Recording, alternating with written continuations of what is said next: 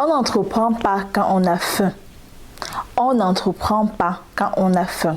Ça peut paraître contradictoire par rapport à ce que vous avez l'habitude d'entendre, par rapport à ce que le coach X a l'habitude de dire, mais la vraie vérité, c'est qu'on n'entreprend pas quand on a faim. On n'entreprend pas quand on n'a pas encore réglé les petits problèmes basiques de la vie, comme manger, boire, se loger, se déplacer. Si vous n'avez pas encore réglé ces problèmes-là dans votre vie à l'heure actuelle, alors entreprendre, ce n'est pas pour vous. Cherchez plutôt un emploi. Si c'est la première fois que vous me voyez, je suis Elodie Onana et depuis 2019, je vous accompagne à vous lancer dans le business en ligne avec la Turquie, avec la Chine.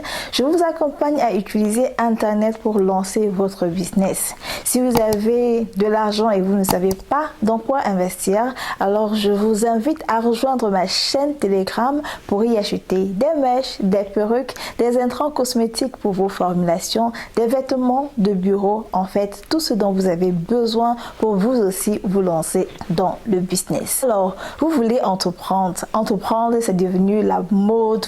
Il y a beaucoup de coachs business sur Internet actuellement, mais la vraie vérité derrière, c'est que avant d'entreprendre, il faut résoudre ses besoins élémentaires qui sont manger, boire, se loger, se déplacer. C'est super important.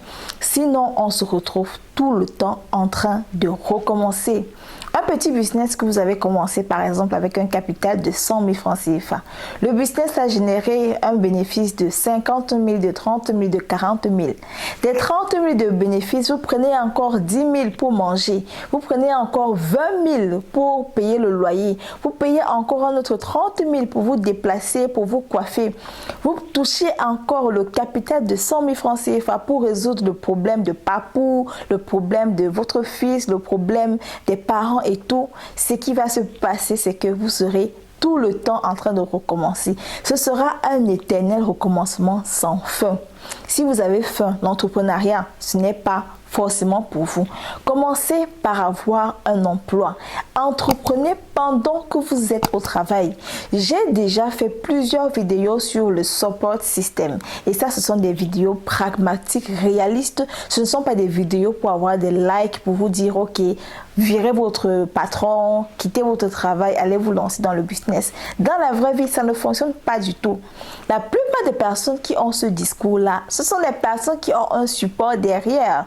Ce sont des personnes qui ont un mari qui gère tout, un sugar daddy qui finance, des parents qui mettent la main à la porte pour que le business évolue, des parents qui ont peut-être un nom qui ouvre des portes où si vous partez toquer à la même porte, la porte ne vous sera pas ouverte. Ce sont des personnes qui probablement ont des parents qui les soutiennent à chaque fois qu'ils commencent un business, qui ont probablement une épargne qu'ils avaient déjà mise de côté avant de commencer le business. Des personnes qui touchent le chômage parce que si ce sont des gens qui sont en Europe ou en Amérique ou au Canada, je ne sais pas trop où, ce sont probablement des personnes qui touchent le chômage. Donc, le temps que je touche le chômage, je peux me concentrer à mon business et tout l'argent qui est généré dans mon business repart encore dans mon business et ça fait que le business évolue plus vite. Mais si vous, votre profil, vous n'avez personne pour vous soutenir, que vous écoutez les coachs qui vous secouent, qui vous excitent à commencer un business, vous allez vous casser la figure et vous allez vous casser la figure en miettes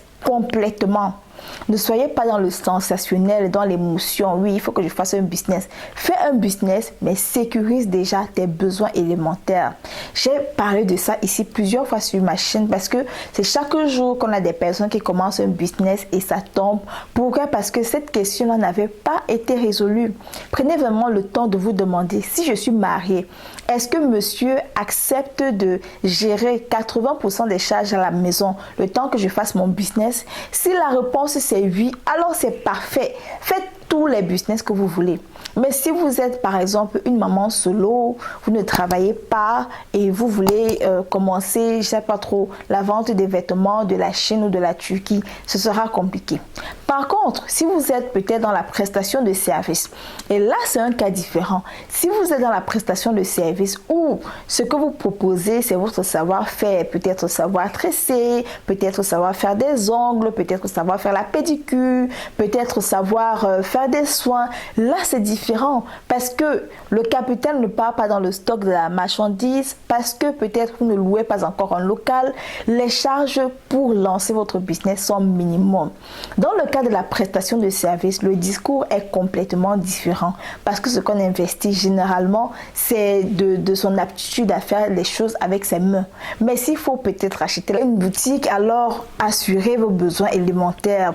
Et lorsque vos besoins élémentaires sont assurés, que vous travaillez par exemple, que vous avez des parents chez qui vous pouvez loger en attendant, que vous avez un mari, une femme qui décide de gérer pendant ce temps, que vous touchez par exemple le chômage, que vous avez des économies que vous avez mises sur pied pour vivre pendant un an sans avoir à toucher votre business, alors c'est parfait, lancez-vous. Nous sommes parvenus à la fin de la vidéo. Je vous remercie de l'avoir écouté. J'espère qu'elle vous aura ouvert les yeux et je vous assure que vous allez me donner raison dans quelques années. J'ai essayé les deux. J'ai essayé l'entrepreneuriat quand je ne travaillais pas. J'ai essayé l'entrepreneuriat et le travail et j'ai vu une très grosse différence au niveau de l'évolution de mon business. Je vous parle d'expérience et tout ce que je veux, c'est que vous réussissiez et qu'on se retrouve au sommet. N'oubliez pas de vous abonner à ma chaîne YouTube Elodie Onana ainsi qu'à ma page Facebook Les Histoires qui vous parlent pour ne plus rien rater de mon contenu. Ciao les boss!